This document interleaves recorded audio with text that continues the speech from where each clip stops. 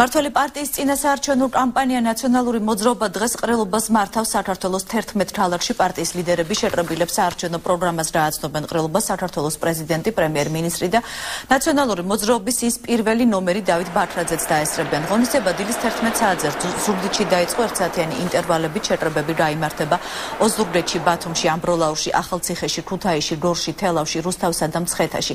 ყრილობის დასკვნითი ნაწილი თბილისში სპორტის სასახლეში საღამოს 7 საათზე დაიწყება, როგორც პარტიაში განაცხადეს ყრილობას სადამკვირვებლო ორგანიზაციის წარმომადგენლები დააკვირდებიან.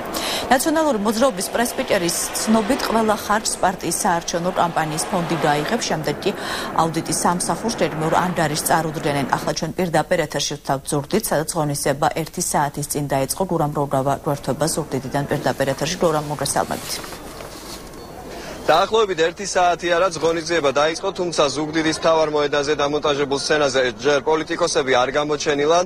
დაახლოებით 1 საათი რაც აქ ქართული ესტრადის მასწავლებლები თავიანთ ცნობილ ჰიტებს ასრულებენ და აქ შეკრებილ საზოგადოებას მეგრულად მიმართავენ.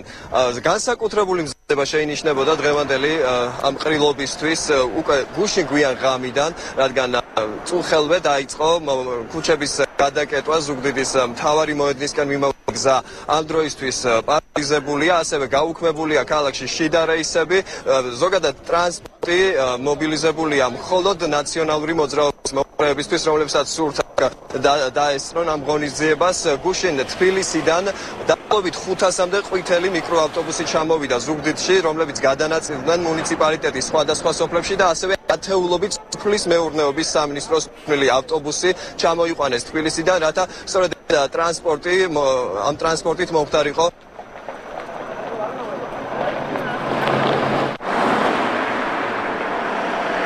გამთხილება ჰქონდა გამგეობიდან. ვინ გამგეობიდან? რომელი სოფლი? რუხი. გამგებელმა გაგაფრთხილა? კი.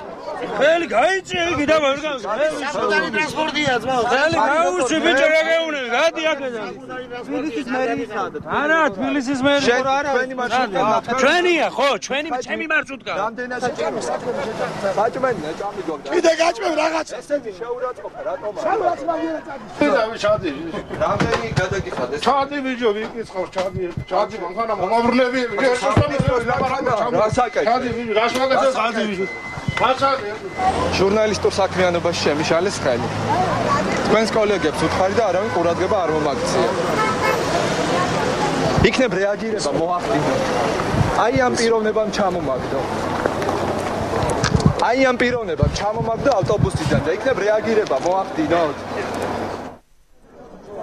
მიუხედავად იმისა, რომ ჩვენ ჟურნალისტებს გვაქვს მოწმობები პრეზიდენტის ადმინისტრაციის მიერ გაცემული სპეციალური მოწმობები, ამის მიუხედავად ჩვენ დღეს გაგვიჭირდა შიგნით შევსიყავით და თავისუფლად დავსწრებოდით ამ ღონისძიებას. ზოგადად დილიდან ჩვენ ვაკვირდებოდით თუ როგორ ხდებოდა ხალხის მობილიზება სხვადასხვა სოფლებში და სწორედ ამის გამო გაღიზიანდნენ, შეიძლება ითქვას, ნაციონალური მოძრაობის აქტივისტები, რომლებიც ჩვენთან უხეში დამოკიდებულები გამოირჩეოდნენ.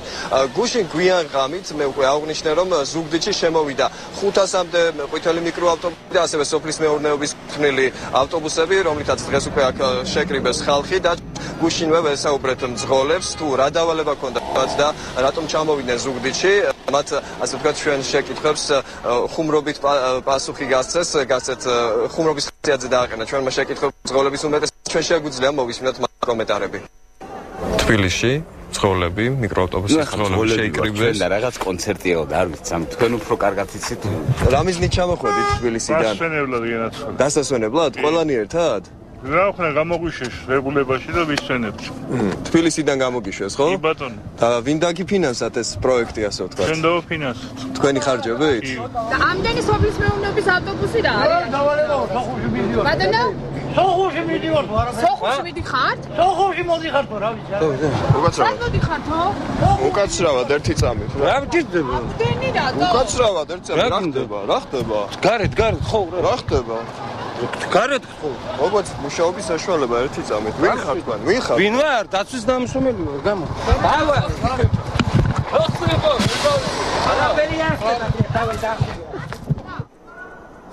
უკვე იმ ადამიანებმა, ვინც ისარგებლეს ამ უფასო ტრანსპორტით, ჩვენთან დღესაუბრისას აღნიშნეს, რომ მგზავრობის საფასური მათ მთავრობამ დაუფინანსა და ასევე ისინი აღნიშნავდნენ სწორედ მთავრობის წევრებმა მიიწვიეს დღეს დღევანდელი შეხვედრისთვის ეს ადამიანები ზუგდიდის მთავარ მოედანზე. ამ დროისთვის მე როგორც მაუწყებენ პრეზიდენტი სცენაზე იმყოფება მიხეილ სააკაშვილი თავის ოჯახთან და სანდრა რულოვსი მიმართავს სიტყვით აქ შეკრებილ საზოგადოებას. აქცია გრძელდება და როგორც უკვე გითხარით აქციაში მონაწილეობენ დღევანდელ ყრილობაში მონაწილეობენ ქართული ესტრადის ვარსკვლავები.